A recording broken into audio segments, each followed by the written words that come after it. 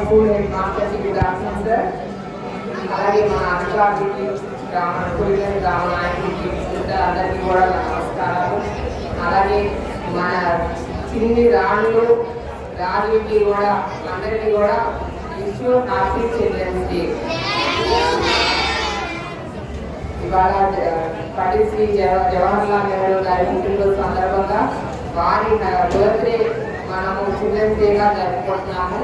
కాబట్టి ఆయన పిల్లలు ఎంతో ఇష్టము కాబట్టి వారి బర్త్డేని చిల్డ్రన్స్ డేగా చేశారు మన భారత గవర్నమెంట్ వారు.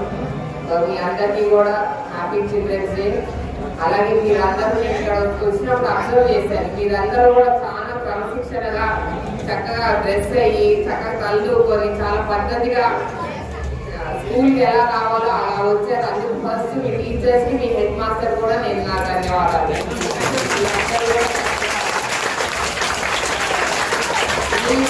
మీ వయసులో వందే మాత్రం పాడుతున్నారంటే అది నిజంగా ఆ క్రెడిట్ అంతా కూడా మీ టీచర్స్కి వెళ్తుంది. వందే మాత్రం పాట మీకు అందరికీ కూడా నేర్పించినందుకు.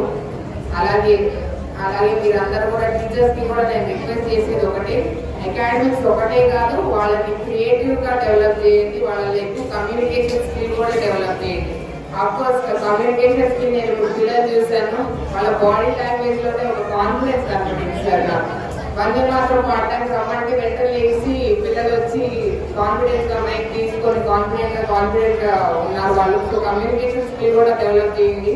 అకాడమిక్స్తో పాటు క్రియేటివిటీ, అలాగే పెద్దలతో ఎలాగా ప్రవర్తించాలి, రెస్పెక్ట్ఫుల్గా ఎలా ఉండాలి అన్నది కూడా కొంచెం టీచ్ చేయాలి వాళ్ళకి.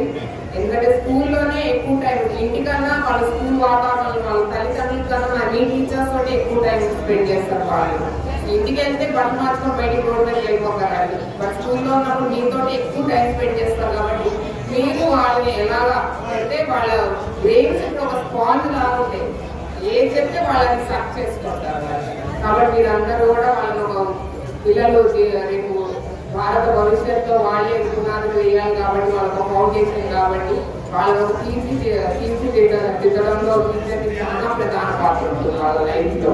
ఇప్పటికీ నన్ను ఏమన్నా అడిగితే నేను నా స్కూల్ గురించి చెప్తాను కానీ నా కాలేజ్ గురించి నేను ఎప్పుడు మాట్లాడను.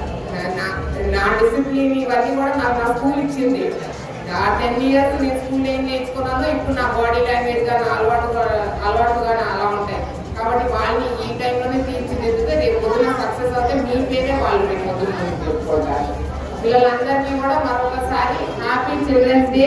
టీచర్ చెప్పినట్టు బాగా చదువుకోండి, డైలీ హోంవర్క్ కంపల్సరీ. ఓకేనా?